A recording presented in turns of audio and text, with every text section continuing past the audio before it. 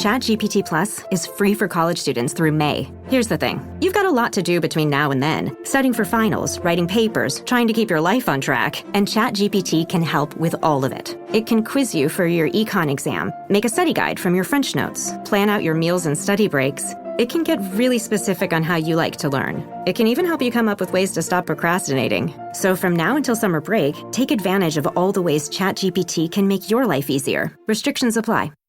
I am really very pleased to welcome Joel Brokaw to the program. Joel Brokaw is not only a New York Times best-selling author in his own right, but Joel Brokaw has written an interesting book not only about his father, but about one of the most iconic entertainers in American history, someone that certainly is on par, if not exceeds, the legacy of Michael Jackson.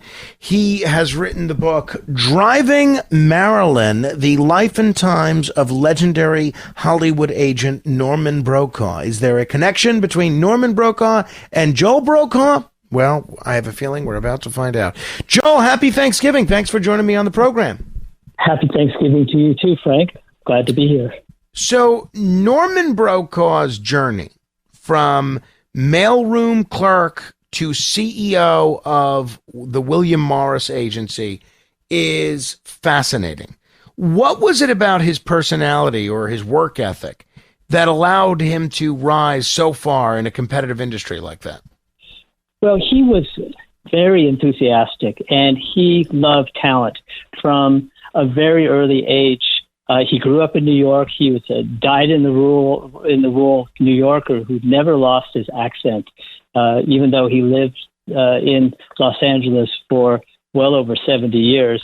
But he would pawn milk bottles and soda bottles to buy tickets to Broadway shows and to theater. So he loved it from the very, very beginning, and he came from a show business family. He was the third generation in his family, dating back to his grandmother's, his mother's family, who were Russian acrobatic dancers who came to New York and performed in the vaudeville theater in the 1890s. And so he loved the business. But unfortunately, what happened with his family, there was quite a lot of loss between the stock market crash, the financial loss. His father died in 1941 when my father was 13 years old. He had a brother who perished in the Death March at Bataan.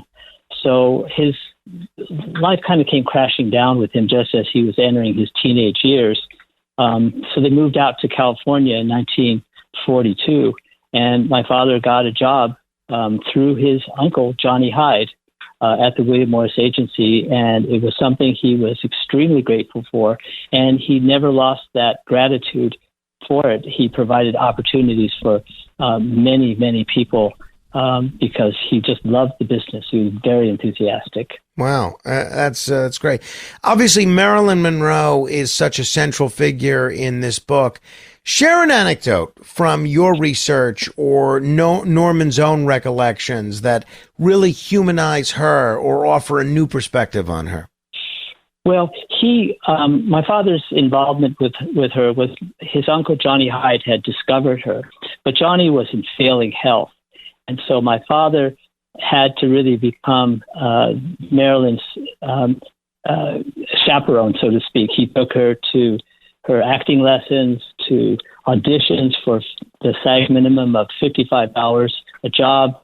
And one evening he took her to a television show that was basically kind of a talent search program for up-and-coming talent, and all the casting agents would tune in and watch that. And he would also get a piece of film, a kinescope, to show to other people from this performance. So she was really very much up-and-coming when he was involved with her. And after that particular television show, they went down the street in Hollywood to the Brown Derby restaurant, and it was kind of the place to be seen. And they were noticed very quickly. Bill Frawley, who was Fred Mertz in I Love Lucy, walked over to the table, and he introduced himself and said that my friend Joe D wants to meet the young woman, the young lady, and Marilyn turned to my father and said, "Who's Joe D?" So my father had to give her a real quick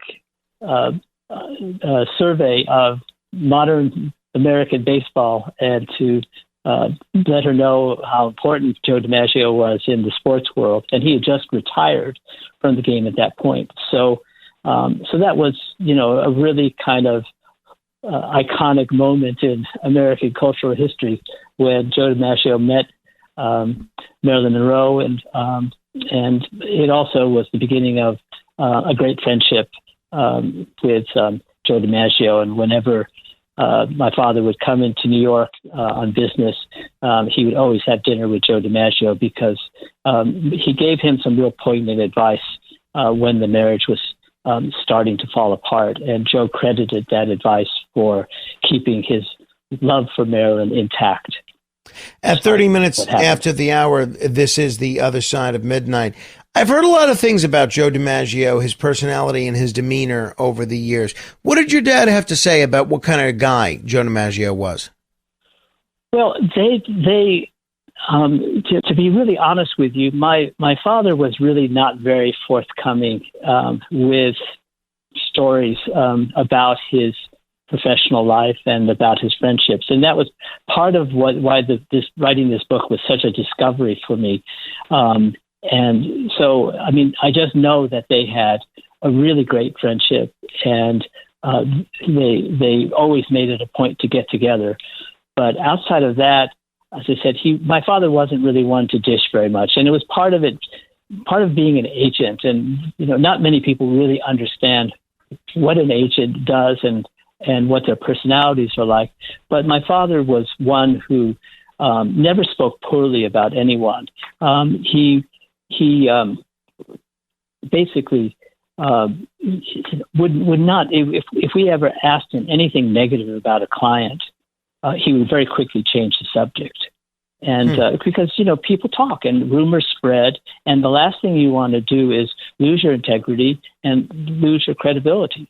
So That was why he had decades-long relationships. Not only, as I said, the relationship with Marilyn was very early on in his career, but he represented Elvis, Natalie Wood, Clint Eastwood, Kim Novak, Donna Summer, Loretta Young, Berry Gordy, Bill Cosby, Danny Thomas, and the list kind of goes on. But it was basically because he really developed that kind of trust and had a very caring nature. And that's why his clients stayed with him.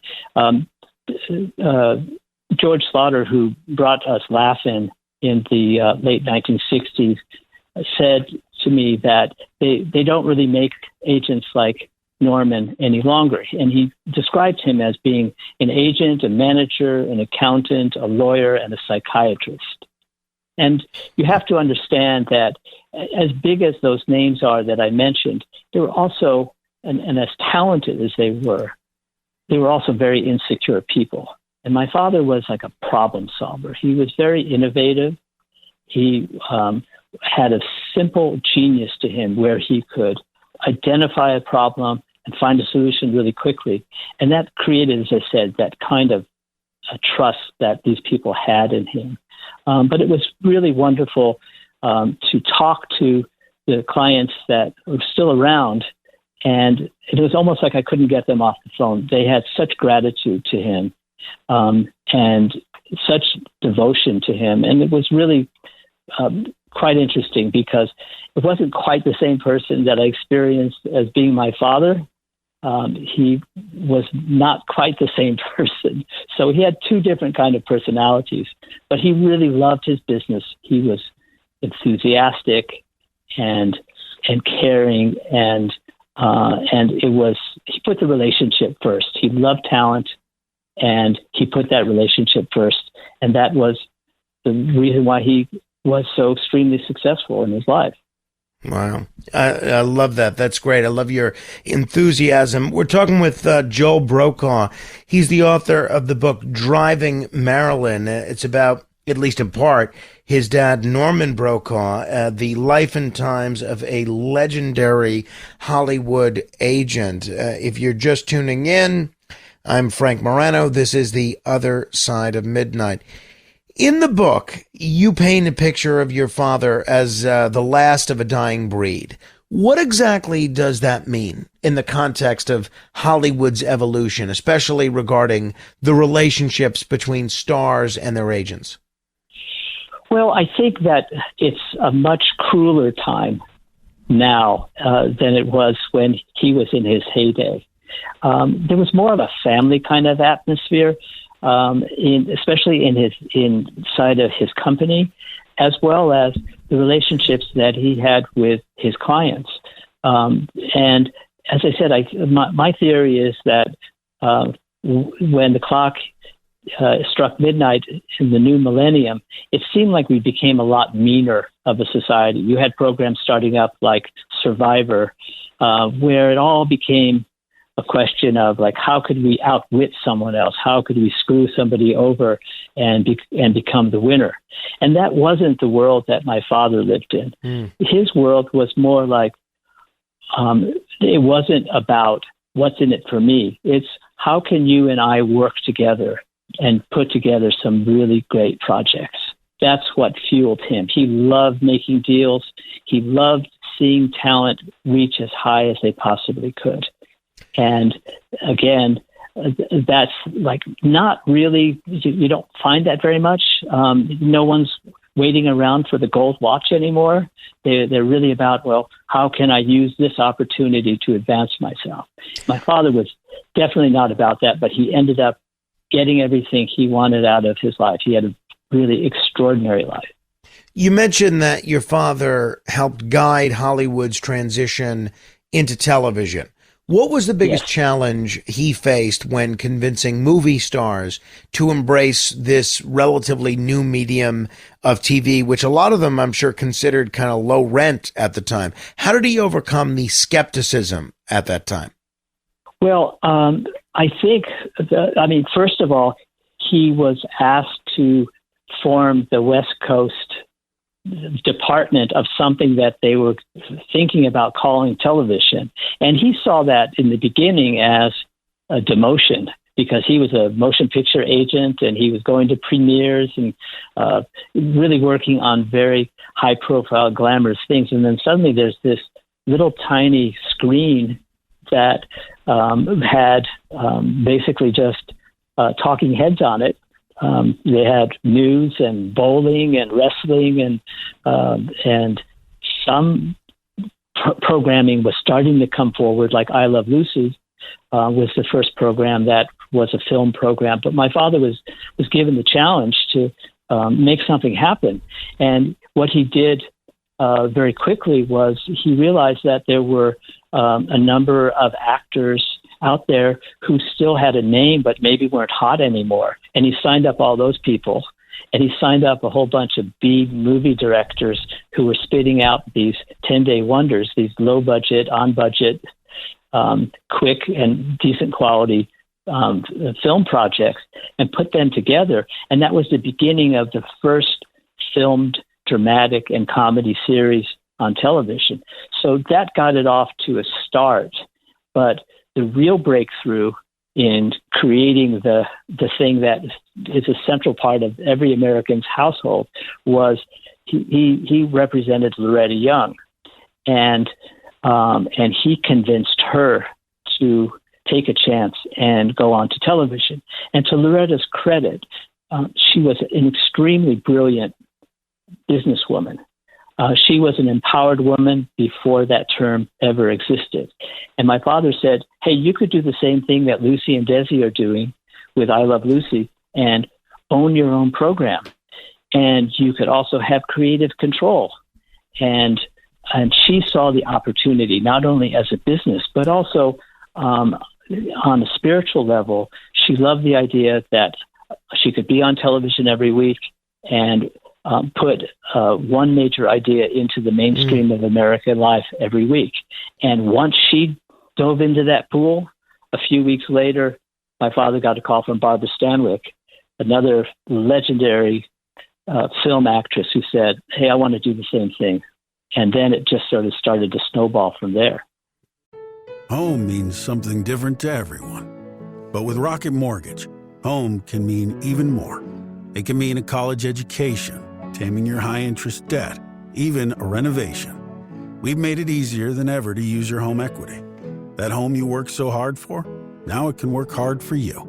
Call 800-4ROCKET or visit rocket.com to find out more.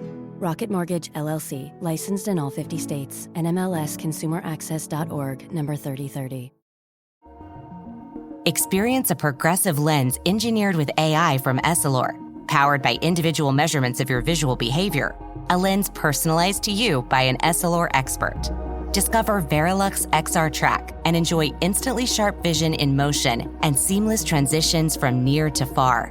Find your local Essilor expert today at Essilor.com. The number one selling product of its kind with over 20 years of research and innovation. Botox Cosmetic, onabotulinum toxin A, is a prescription medicine used to temporarily make moderate to severe frown lines, crow's feet, and forehead lines look better in adults. Effects of Botox Cosmetic may spread hours to weeks after injection, causing serious symptoms. Alert your doctor right away as difficulty swallowing, speaking, breathing, eye problems, or muscle weakness may be a sign of a life-threatening condition. Patients with these conditions before injection are at highest risk. Don't receive Botox Cosmetic if you have a skin infection. Side effects may include allergic reactions, injection site pain, headache, eyebrow and eyelid drooping, and eyelid swelling. Allergic reactions can include rash, welts, asthma symptoms, and dizziness. Tell your doctor about medical history, muscle or nerve conditions including ALS or Lou Gehrig's disease, myasthenia gravis, or Lambert-Eaton syndrome, and medications, including botulinum toxins, as these may increase the risk of serious side effects. For full safety information, visit BotoxCosmetic.com or call 877-351-0300. See for yourself at BotoxCosmetic.com. At Sephora, we've got what you want because you're obsessed with your skin, and we're obsessed with what it needs. Sephora has the best products to help you get beautiful, glowing, radiant skin. With an extensive, inclusive range of results-driven formulas and in-store beauty advisors to help you find exactly which are right for you, the best skincare is only at Sephora. Sephora, for all your skincare. Oh no, I can imagine. That's outstanding. I mean, once Barbara Stanwyck goes, who's not going to go? As someone deeply involved in Hollywood, your father Norman saw a dramatic shift in the way stars were managed. What do you think he would say about how celebrity culture has evolved today, whether it's the aspect that you just mentioned, cruelty, but I'm also thinking of things like social media and influencers? Well, keep in mind that I think the only thing that's constant in the world is change. But the thing that has really changed is the speed of change.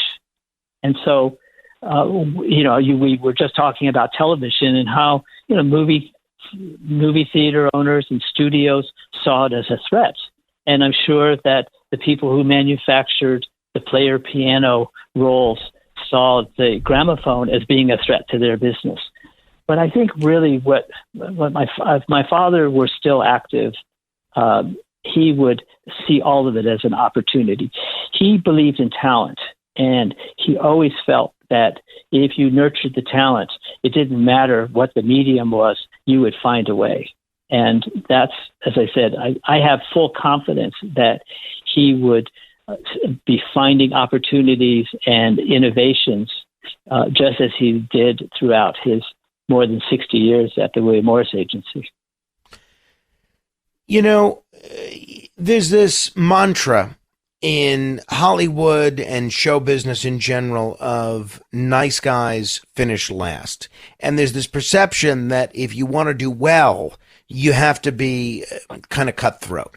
You highlight Norman's loyalty and his free-thinking nature in the context of what a lot of us perceive as Hollywood's cutthroat environment. How did he maintain those qualities while still doing really well as an agent? Mm-hmm. Well, look, I feel that it's very easy to be a good person when everything is going well. But that's not the way that life is.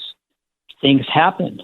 there are crises, there are downturns. And my father was there for his clients, not only when things were going great and the dollars were flowing in, but also when they weren't. And he put that first. That was the nature of putting the relationship first. And so part of the mission in writing this book is that, people say, oh, they don't make him like him and he's the last of a dying breed. But you know what, Frank?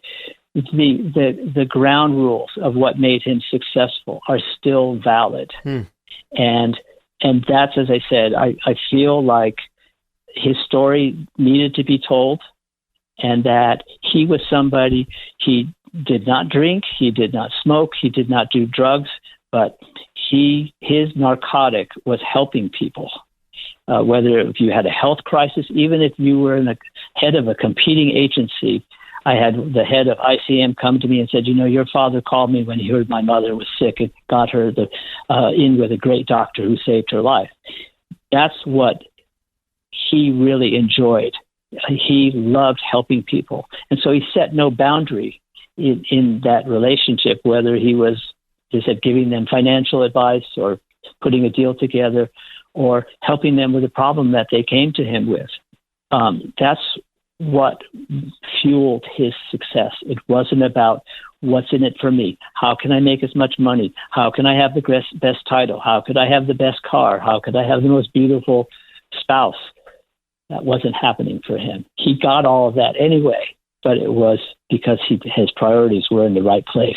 And I feel like that message still needs to get out there. Well, obviously, Norman Brokaw was your father, but he had an extensive professional career, which you've mentioned, and that career intersected with your own. How did your relationship with him shape your perspective on the entertainment industry, and how did his influence carry over into your own career?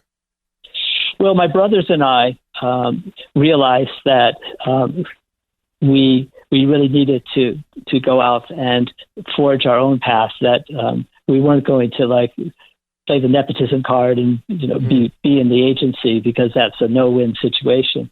But I think that we really didn't have that much understanding of what his job was when we were small children. We knew he was someone important, and we saw anecdotally little bits and pieces of his life when we'd overhear him talking to a client. But I think once we decided to go into the business ourselves, he became kind of our North Star. He kind of gave us the best wisdom of, this is how you manage talent. This is how you deal with these personalities. And he would say stuff to us like, never let the client know or think that you have a lot of other clients and they're just one of a group. Or he would say, never let the client know that you are dependent on their money for your survival. Things like that, and I think that when I spoke to many of his clients, they all had that sense that they were the only client that he had. And the only time he would bring up anything else was if there was an example that someone else set, and that they would say, well, this is what we did with so-and-so, and this might be a good idea for you. But other than that, he concentrated on that client. And as I said, it was never another agenda there. And so when we branched out and we were doing personal management and public relations, I think we carried that spirit there as well. And like him, we didn't really set boundaries of what we could or couldn't do for our clients. If they had an issue and we felt we could be helpful, we were there. And what George Sauter, again, said to me about Norman was that he would walk into his office with a problem and he would walk out with a solution. So he did influence us in so many ways. And I never really aspired to be him, because I realized that he was such a unique personality. But as I said, I felt like that in my own way, I tried to embody the values and the integrity that he had. This episode is brought to you by Factor. Optimize your nutrition this year with Factor, America's #1 ready-to-eat meal service. Factor's fresh, never frozen meals are dietitian approved, ready to eat in just 2 minutes. Choose from 40 weekly options across 8 dietary preferences like Calorie Smart, Protein Plus, and Keto. Eat smarter at factormeals.com/listen50 and use code listen50 for 50% off plus free shipping on your first box. Factormeals.com/listen50, code listen50. T's and C's apply. Hey guys, have you heard of Goldbelly? It's this amazing site where they ship the most iconic famous foods from restaurants across the country, anywhere, nationwide. I've never found a more perfect gift than food. They ship Chicago deep dish pizza, New York bagels, Maine lobster rolls, and even Ina Garten's famous cakes. So if you're looking for a gift for the food lover in your life, head to goldbelly.com and get 20% off your first order with promo code GIFT. This episode is brought to you by Hulu, presenting Paradise. Paradise is Hulu's critically acclaimed addictive drama series, starring Sterling K. Brown, Julianne Nicholson, and James Marsden. The Daily Beast calls Paradise your next TV obsession, and the New York Times says it's exhilarating in all the right ways. Paradise is for your Emmy consideration in all categories, including Outstanding Drama Series. For more information, visit fyc.hulu.com. Hey Ryan, that was a fast trip. It was like you teleported. Yeah, just got in. I'll get all my expenses logged, I promise. Oh, no, you're okay. SAP Concur uses advanced AI, so your expense report will practically write itself. Quite the breakthrough. It's like we've been teleported into the future. All right. So, just curious, would you give us written permission to convert your matter into energy patterns and reassemble you at, say, random travel destinations? Margaret, are you building a teleporter? No. Yes. SAP Concur helps your business move forward faster. Learn more at concur.com. A recurring theme in the book is how Norman navigated relationships with both industry giants and new talent. What do you think made your father's style of negotiation and relationship building so successful in an industry that obviously is known for things like power struggles? Well, I think, again, that talent was the common denominator. And he not only saw the talent in the obvious sources, the actors and the performing artists, but he also saw it in other people in his company and other people in the industry. And so there's so many people who went up through the ranks of the William Morris Agency who owe a great deal of gratitude to Norman, because his door was always open. And so he always did, like David Geffen wrote the foreword to the book, and David Geffen started in the mailroom as well. And my father saw the talent of David Geffen from a very early stage. And that's how they kept a relationship going that was very beneficial to both parties. And that's why David Geffen did not even hesitate for a moment to say yes to writing the foreword. So again, I think what it is that his drug was helping people and being around talented people. And he was very talented in his own way. He had a way, as I said, of being able to identify a problem, and almost like a social worker, he would give people a very manageable baby step that they could do to solve whatever issues that they were facing. And so, and he had a great sense of humor as well, which really helped him. But as I said, he put those relationships first, and that's, as I said, was the big takeaway, is that you do a good job, you do the best you can, and you are always, really caring and available and have passion about your work. Things are going to happen. And a lot of times what he was able to manifest were things that were well beyond people's highest expectations. The entertainment world has occasionally been criticized for its treatment of women. You've mentioned Natalie Wood and Marilyn Monroe. Considering Norman's history working with female stars like that, how do you think he viewed the gender dynamics in Hollywood during his time?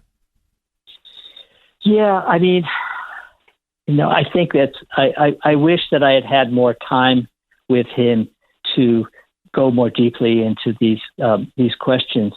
I think he realized, and I think a lot of his clients realized that their popularity and their time at the top was going to be very limited, and he certainly tried to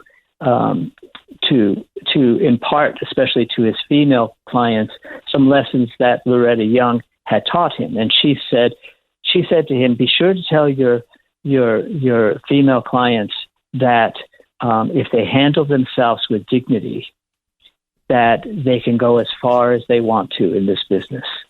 And so, he would always try to impart the lessons that he had learned from people who were really very successful. And as I said, usually he said they would listen to him. But I think he was realistic enough about human nature, and he knew that he was dealing with human beings. He wasn't selling hardware or shoes. He was dealing with flesh and blood people with great talent, but many weaknesses as well.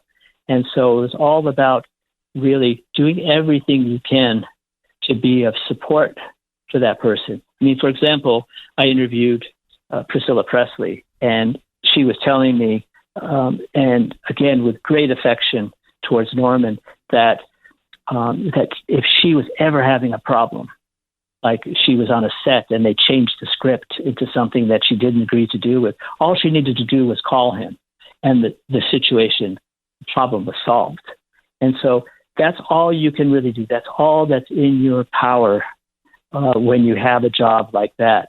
You do whatever you can to be helpful, and sometimes your advice and your help is accepted and people move on, and sometimes they have issues and all your best efforts are in vain, and you just have to realize that that's just the human condition. I love that. We'll have to end it there. Joel Brokaw, if you want to check out the book, it's called Driving Marilyn. Everybody is talking about it. It's the life and times of legendary Hollywood agent Norman Brokaw. Joel, great talking to you. Thank you. Happy Thanksgiving. Same to you, Frank. I really appreciate it. Be well. If you want to comment on any portion of our discussion, you can give me a call. Our number is 646-720-0635. That's 646-720-0635. This is The Other Side of Midnight. Straight ahead. The Other Side of Midnight.